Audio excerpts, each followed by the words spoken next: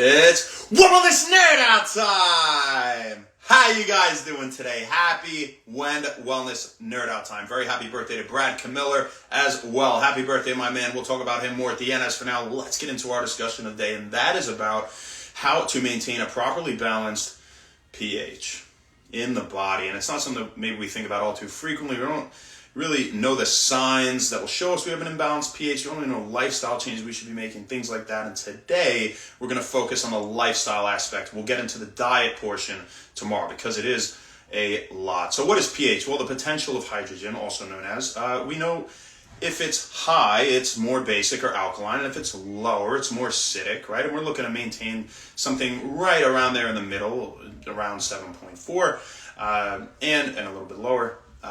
So, you know, if you're somebody that you're not exercising frequently, you're chronically under stress, right? You're in a poor environment, you're making poor lifestyle choices, then you may have an imbalanced pH, right? This could be contributing to that. And so then what happens is the body is not as well able to neutralize or eliminate acid waste byproducts. And so now we have this acidic environment. It's increased our risk for developing diseases. And when we think about what organs would, be playing a role here, well, we just talked about, getting rid of, eliminating waste, right? Acid waste byproducts. And so, or acid waste products, I should say. And so we think of the kidneys first, but also the liver, the intestines, the lungs, and the lymphatic system play a role in pH regulation. So it's really almost all over the body.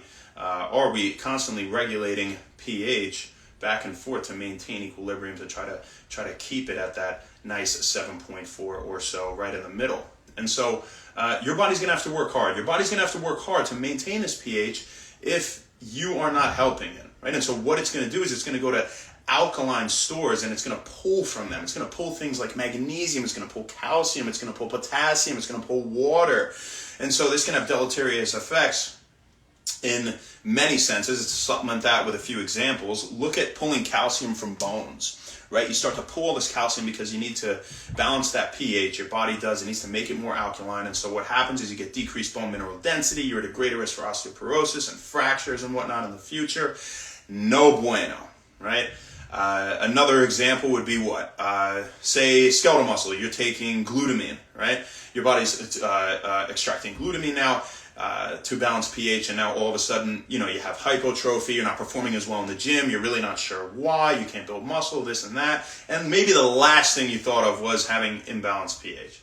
So what would be some things that could be contributing to an imbalanced pH, right? Because it's not like we have some radar that we know, all the time, oh, my pH is this, my pH is that, who the hell knows, right? Unless you're getting some test, right? But some signs would be allergies, breathing issues. If you're getting sick all the time, you're chronically ill, you're getting colds easily, you get the flu easily, you have skin issues, you have sinus issues, you get headaches, you're fatigued, you have indigestion, you have chronic inflammation, you get cramps all the time. Those could be some signs that you have an imbalanced pH. All right, and so what are some things that we would like to avoid? Well, some things we'd like to avoid are stress, of course, shallow breathing. We would definitely like to avoid toxins and infections. Now, obviously there are many other things we think of that are very serious with an infection. This balancing pH isn't the first one, or maintaining a regular pH in the sense that that's what you should avoid to do so, but it is just on that list. Really avoiding stress and illness, and living a healthy lifestyle, just staying relaxed all the time, not having toxins. That's the big thing. And diet is huge as well. And that's why I want to devote a whole day to diet tomorrow, because I don't want to underplay that. It's obviously massive for so many things, but I'll give you a few quick examples of things to avoid. You're talking fried foods, trans fats, too much salt, too much sugar, especially added sugar, processed foods, refined flours, alcohol, of course, too much caffeine would be another one, even too much meat, right? So everything's about balance, and albeit, meat, for example, again, is good for you in moderation. Caffeine is good for you in moderation. Obviously, we don't want too much of it, and we definitely want to just eliminate some of the aforementioned, right? So, like trans fats or fried foods or, added sugars, right? Things like that. But we'll talk about it tomorrow. I'm getting excited because I'm so passionate about it. So I almost can't wait. So what the hell do I do? Shane, what do I do to live an alkalizing lifestyle, right? So what can we do? And we'll talk about the diet portion tomorrow.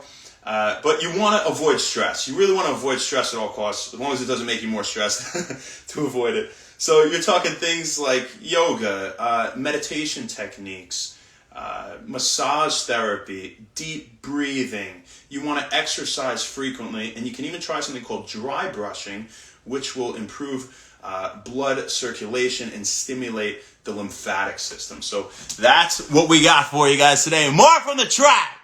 How you doing, Margie? Beautiful Margie. This one's for you too. They're all for you. Bake Jelly Jillian, how you doing? Thank you for hopping on. I hope you got something out of that. And Mom, KMA, love you, Mom. KMA buddy, and that's who we got today. So before we go, we got to say a very happy birthday to Brad Camiller. Happy birthday, my man. This is forever your day in the Book of Win Wellness. Y'all already know that's how it goes.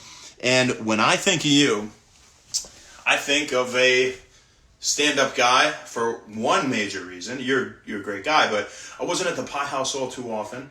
And then when I would show up, you were always very welcoming. You made me feel like, we're here, we're hanging out, we're living in the moment, and I love that. It's not about like, oh, you missed this meeting, or you did, back before our Win Wellness days, we may have been a little less responsible. That's besides the point. But hey, man, I had a lot of other stuff going on too. Obviously, we don't need to explain that. But, keeping busy all the time, living my life, doing what I had to do. I never had to worry about someone like you judging me. You really stand out in my mind in that way. And you're a great dude, man. I had a great time seeing you at the wedding recently. I hope you had the best day today. You deserve it. Happy birthday, brother. I'll see you soon, all right?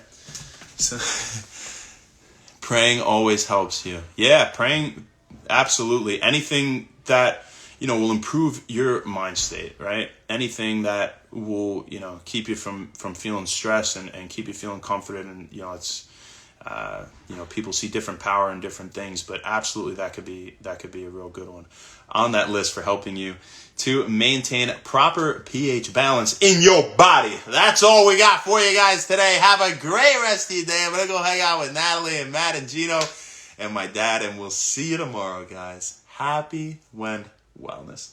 Bye, Margie.